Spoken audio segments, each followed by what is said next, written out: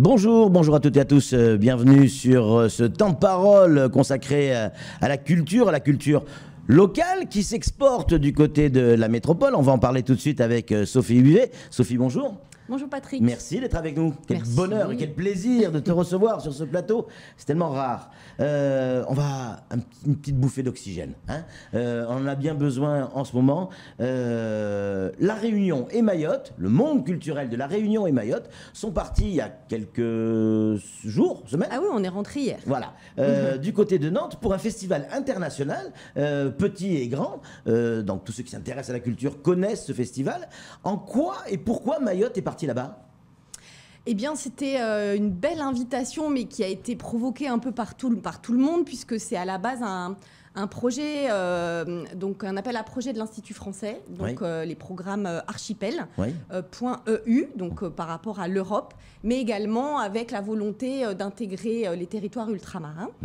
Eh bien, donc, la Réunion et Mayotte avons porté un projet et on a été donc retenu et financé dans le cadre d'une mise en réseau et d'une coopération culturelle entre des territoires ultramarins et là, en l'occurrence, un territoire métropolitain, France hexagonale, mais ça peut être aussi un territoire de l'Europe.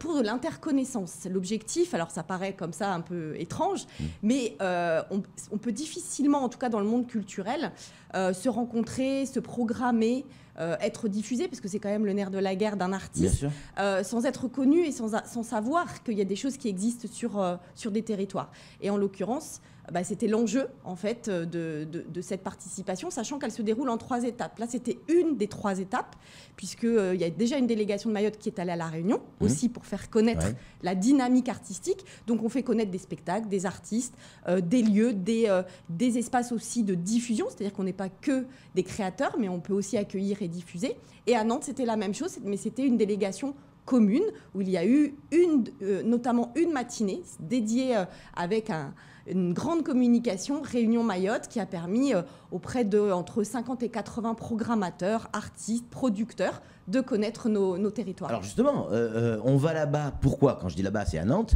Pourquoi ? Pour prendre ou pour apprendre ? Les deux. C'est vraiment ça, c'est vraiment l'interconnaissance. Donc, et c'est toujours l'équité qui est réclamée. C'est pas quelqu'un vient nous apprendre ou nous allons apprendre à quelqu'un. C'est comment on peut s'apporter ensemble par nos contextes, par nos spécificités. Et d'ailleurs, un des éléments qui est naturellement ressorti, c'est qu'en métropole, il se pose la question de comment il touche les enfants au travers du spectacle. Et à Mayotte, on ne se pose pas cette question. Parce qu'en fait, naturellement, on touche l'enfant. On se dit plutôt comment on touche l'adulte, en fait. Donc, et pourquoi ? On voit bien... Parce que la population a moins de 50% à moins de 20 ans. Exactement. Et en fait, quand on a dit ça, pour ceux qui ne connaissaient pas Mayotte et qui, eh bien, forcément, le spectre a changé. Et du coup, ils se sont dit, mais on a beaucoup de choses à apprendre de vous, alors. Et puis, inversement, pour les adultes, peut-être qu'on a à apprendre d'eux. Donc, et puis surtout, ça veut dire qu'on a une belle dynamique, en fait, de création artistique pour le jeune public qui potentiellement peut être diffusé au festival Petit et Grand. Donc c'est des dates importantes et avec beaucoup de programmateurs internationaux. Et puis peut-être l'occasion aussi de rattraper une forme d'injustice. Pourquoi ? Parce que jusqu'à maintenant, ce festival international invitait des pays du fin fond du monde, mais jamais l'outre-mer, ou très peu en tout cas, même la Réunion et encore moins Mayotte. Là, ça y est, on est rentré dans la cour des grands. Oui, et puis surtout, il y a une attention. Alors, depuis quelques années, il y a une charte qui a été mise en place pour le rattrapage et pour justement le fait de ne pas oublier à chaque fois dans les discussions, et notamment au ministère de la Culture, mais pas que, de ne pas oublier les Outre-mer. Donc, ça en fait partie, forcément. Et puis, on espère que ça ne sera pas juste cocher une case, parce que ça, c'est un peu notre crainte aussi. C'est pas l'idée de dire, on nous l'a dit, ça, donc on le fait. On passe à autre chose. C'est vraiment de croire, en fait, en cette dynamique et de voir justement ce que chacun peut apporter à l'autre. Ressenti les choses. Est-ce que sur place, ils sont vraiment dans cette dynamique ou c'est la case qui est cochée ? Alors, nous, on l'a vraiment senti comme une dynamique, en tout cas principalement sur, on le voit là, sur cette matinée, et on voit Fardi qui a du coup transmis aussi la culture, parce qu'il a fait un travail autour des contes en direct avec c'était pas du tout prévu, il s'est lancé, et c'est ça, une impro totale, et en même temps, c'est ça qu'ils ont reconnu, et du coup, qui a quand même créé l'émotion. et l'humain, parce que c'est ce qu'ils ont dit. Ils ont dit finalement, on a l'impression de retrouver au travers vous de la culture humaine et pas uniquement simplement rentrer justement dans des cases. Il y avait beaucoup d'émotions. Ils ont entendu les langues régionales, parce que ça aussi c'était important pour nous d'expliquer qu'un spectacle en kibushi ou en shimaoré ou en créole, eh bien, il pouvait être compris en fait par la population hexagonale ou même par des pays qui parlent une autre langue, parce qu'en fait ça transparaît, c'est des émotions, c'est des sentiments, c'est aussi un imaginaire qu'on déclenche au travers le spectacle. Donc que ce soit le théâtre, parce que souvent on dit oui, le théâtre créole ou le théâtre kibushi ou shimaophone, pardon, on ne peut pas le programmer ailleurs. Eh bien on a fait la démonstration que c'était possible, et je crois que c'est des petites choses comme ça. Maintenant, on attendra de voir ce que ça va provoquer. Bien sûr. Mais en tout cas, c'était vraiment très intéressant. Vous parliez de la découverte humaine dans cet exercice. Est-ce que c'est pour venir contrer un manque de technologie que nous, on pourrait avoir par rapport à la métropole, avec des moyens financiers certes, mais technologiques, techniques, qu'on n'a pas forcément ici. Un pont lumière, parfois c'est même compliqué à Mayotte d'avoir ça. Est-ce qu'on n'est pas obligé, nous, de compenser par voilà, des prestations comme il a pu faire? On prend un micro et en live, on y va et on capte l'attention. Il y a de tout. Bien sûr que ça joue. C'est évident. Et d'ailleurs, eux aussi se re-questionnent là-dessus. Parce que c'est vrai qu'on a vu plein de spectacles, en dehors justement d'avoir aussi, nous, fait notre rencontre pro. Ça a été l'occasion, parce que c'est 130 spectacles qui sont programmés en une semaine. C'est énorme. Donc on a vu plein de choses très différentes. Et on s'est posé cette question parce qu'il y a des spectacles très technologiques basés sur la technique. Et puis il y a d'autres, effectivement, ils arrivent effectivement avec rien, comme on sait faire. Et du coup, on dit, il faut que tout ça ait du sens. C'est-à-dire que si on utilise de la technique, et même à Mayotte, on peut y arriver. C'est-à-dire si à un moment donné, on investit petit à petit un peu plus dans la technique, mais il faut toujours que ça garde du sens. C'est-à-dire c'est pas de la technique pour de la technique. Donc normalement, qu'on utilise de la technique ou pas, ça ne devrait pas impacter le sens, l'émotion ou ce qu'on a envie. Maintenant, c'est vrai que là, quand il y a une personne, comme on voit là, avec le sourire, qui prend place comme ça, avec juste un micro, qui fait fermer les yeux à 80 personnes dans la salle et qui transporte les personnes à Mayotte au travers d'un conte, eh ben, je peux vous dire que ça fait effectivement son effet et il n'y a pas besoin de pont-lumière pour ça. Et il y a un autre phénomène qui se greffe à cette démarche. C'est un phénomène politique, dans le bon sens du terme. C'est-à-dire qu'on parle, on vend Mayotte à l'extérieur, on se fait connaître, on dit on existe, on est là, on est à tel endroit, on fonctionne comme ça, on est une culture réelle, c'est pas du superficiel. Ça aussi, ça compte. Oui, et c'est aussi pour ça qu'on y va, parce qu'il faut systématiquement qu'on rappelle qu'on a un secteur aussi des arts et de la culture dynamique, qu'on a aujourd'hui des professionnels, même si aujourd'hui on n'a pas les indicateurs administratifs, techniques, comme effectivement l'intermittence, la licence d'entrepreneur du spectacle, etc., qui fait qu'effectivement on peut définir combien on est et qu'on existe. Donc ça, à chaque fois, en tout cas, ça fait mouche, à chaque fois qu'on dit on n'a pas l'intermittence. Ah bon, mais pourquoi? Alors bon, voilà, on essaye d'expliquer, même si c'est pas toujours l'enjeu du moment. Mais c'est quand même important d'expliquer que tout ça, c'est-à-dire si un artiste il est programmé chez eux, il ne pourra pas être payé au cachet. En fait, c'est des petites notions qui font que du coup, on se questionne. Ça ne veut pas dire qu'on ne peut pas le programmer, ça veut dire qu'ils peuvent quand même le payer. Attention, parce que ça, c'est toujours un peu... Mais c'est d'autres manières de faire, puisqu'il va falloir effectivement passer par une structure qui va facturer, qui va ensuite le transformer. Ça ne sera pas un frein? Ça ne peut pas être un frein? Si on ne l'explique pas, c'est bien l'enjeu. C'est que si on ne l'explique pas, ça devient un frein. Parce que là aussi, tout ce système en fait, des arts et de la culture, et notamment de la programmation et de la diffusion, pour certains, en tout cas professionnels, en France hexagonale principalement, même si les autres outre-mer aussi sont dans le même système, pensent que si on accueille un artiste, on ne doit forcément que le déclarer en cachet.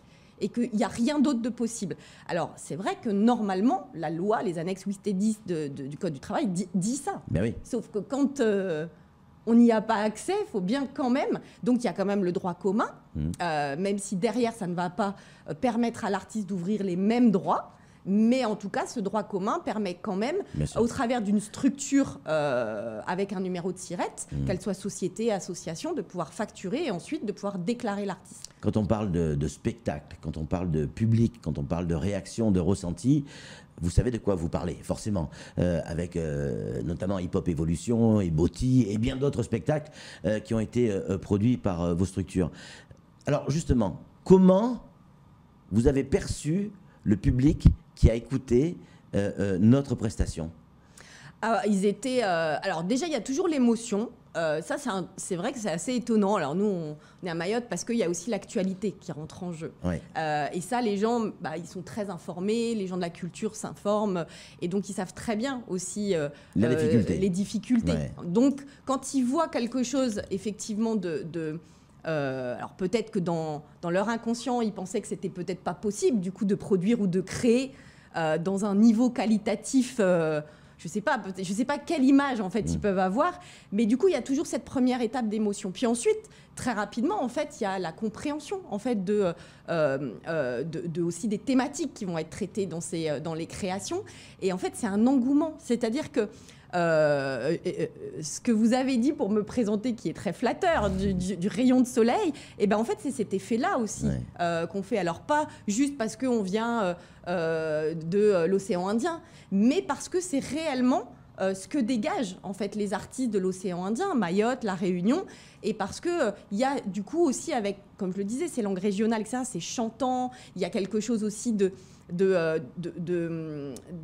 très résilient aussi dans tout ce que fait dans tout ce que font les artistes en fait à Mayotte, en tout cas principalement puisque c'est ce que je connais. C'est une telle énergie qui est déversée en fait parfois en 50 minutes, que les gens se prennent ça en fait dans la figure et repartent en se disant mais en fait il n'y a pas de problème, il y a forcément des solutions partout. Et donc c'est ça que ça en tout cas qu'on vient systématiquement nous dire.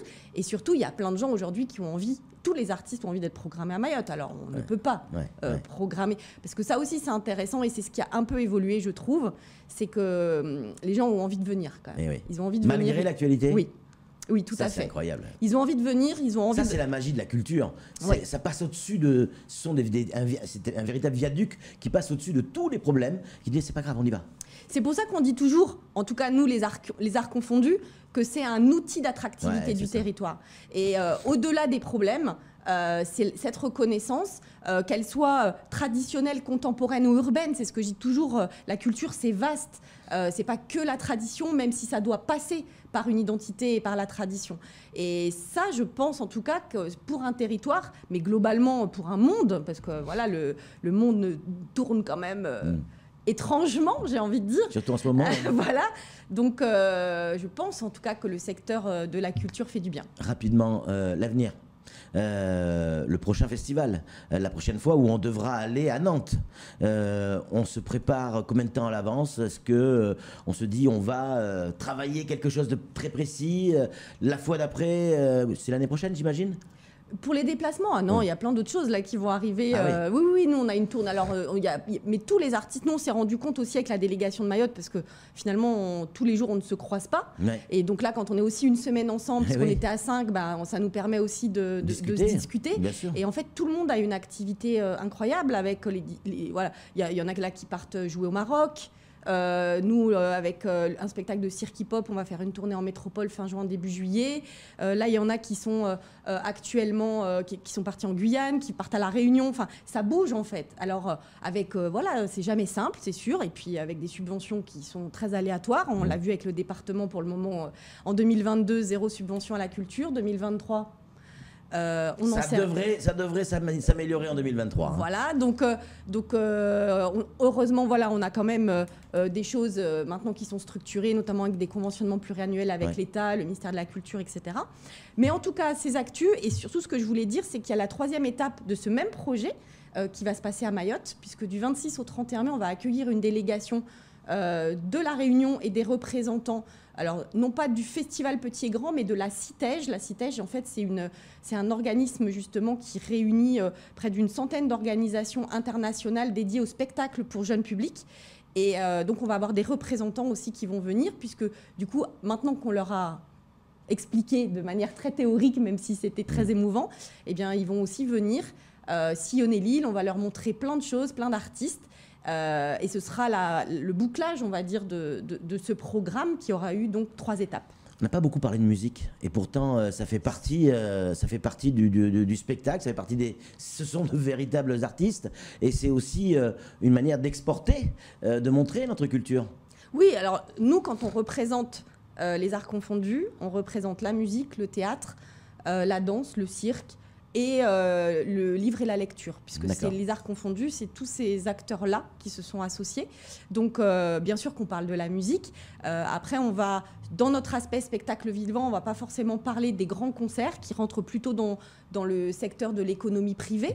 Mais dans la création, c'est effectivement des plus petites formes qui vont être dans une dynamique de création. Et d'ailleurs, il y a un très beau spectacle qui est en cours de création à Mayotte, en lien avec Musique à Mayotte, avec 2 musiciens. Qui joue avec 14 instruments sur scène, dont 12 sont des instruments de la région océan Indien. Et ce spectacle a l'ambition, et en tout cas de montrer en fait toute la dynamique de la musique traditionnelle et de tous les instruments. Et donc dans le spectacle, ils vont nommer les noms, l'histoire des instruments. C'est très pédagogique et en même temps, c'est très musical. Quand on vous écoute et que des parents d'enfants qui se disent artistes, certains enfants, les parents disent « Mon fils, il est artiste ». Il n'y a pas de Rolex, mais il est artiste. Quand on vous entend, on a l'impression que ça démarre réellement, ce phénomène artistique. Il commence véritablement à être reconnu, à Mayotte bien évidemment, mais aussi à l'extérieur. Les parents qui nous écoutent, qui ont envie que leur gamin aille un peu plus loin, où est-ce qu'ils peuvent se renseigner ? Comment on peut pénétrer ce monde artistique qui semble, de l'extérieur, j'en fais pas partie, un peu fermé ? Il l'est, malgré tout. Oui. Maintenant, ce qui est sûr, c'est qu'il y a des filières. Alors, attention, moi je dis, il commence administrativement parlant, le secteur des artistes, mais, il faut bien commencer, mais depuis des années, il existe à Mayotte. Ouais. Et c'est pas les arts confondus, c'est pas moi, Sophie, qui ai créé le monde des artistes et les artistes. Il y a de grands artistes qui existent depuis très longtemps à Mayotte. Ouais. Et c'est d'ailleurs pour ça qu'on existe et qu'on est là et qu'on y croit. Mais par contre, maintenant, il y a quand même une organisation. C'est-à-dire qu'à Mayotte, dans les établissements scolaires aujourd'hui, il y a des options. Il y a des options musique. Nous, on commence à mettre en place des options théâtre. On commence à mettre des options danse. Il y a énormément... Mayotte, en fait, est le territoire où il y a le plus d'EAC. EAC, c'est d'enseignement, éducation artistique et culturelle. C'est-à-dire qu'il y a énormément de structures artistiques et culturelles qui vont...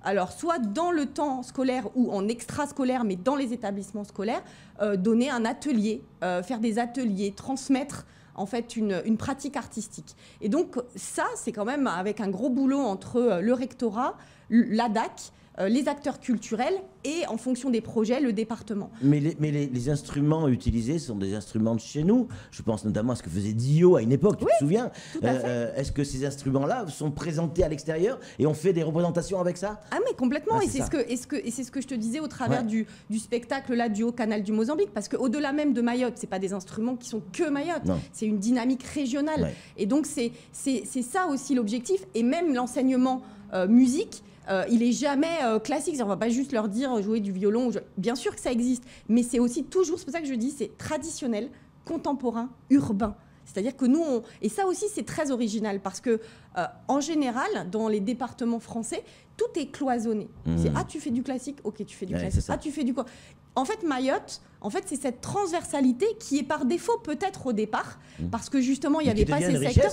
Mais exactement, comme cette pluridisciplinarité où moi, aujourd'hui, un danseur fait du théâtre, ou quelqu'un qui fait du théâtre fait de la musique. C'est-à-dire qu'on ne segmente pas, en fait, les disciplines. Et c'est ce qui fait que les créations, aussi, sont forcément d'une autre forme et vont toucher aussi autrement le public. En conclusion, c'est quoi votre calendrier là pour les semaines et les mois qui viennent ? Déjà, il va y avoir les vacances, là, donc c'est toujours très sportif. Donc tu prends des vacances ? Non, alors les vacances pour les enfants, mais pas pour nous, justement. Donc c'est justement très sportif pour nous. Voilà, on reprend nos activités avec les enfants, mais surtout avec le collectif. Comme je disais, là, maintenant, on va vraiment préparer la venue de la délégation de La Réunion et de la Citège sur Mayotte, qui aura lieu donc du 26 au 31 mai. Et puis ensuite, de toujours défendre le secteur des arts et de la culture. Donc de continuer à alerter les élus locaux, nos institutions et aussi les artistes qui ont envie de nous rejoindre ou les structures culturelles pour défendre ça. Puis ça a eu lieu à Nantes, en plein milieu des grèves et des manifestations. Il y a quelques odeurs qui vous ont rappelé l'odeur du pays. Ah oui, je la reconnaissais, c'était un parfum connu. Le parfum de la lacrymogène. En tout cas, merci beaucoup, Sophie. Merci beaucoup non pas d'être venue, mais de faire tout ce que vous faites pour le monde artistique. Et Dieu sait qu'on en a besoin. On a toujours besoin de locomotives dans ce secteur-là. Et vous en faites partie, et vous le savez très bien. Merci mille fois.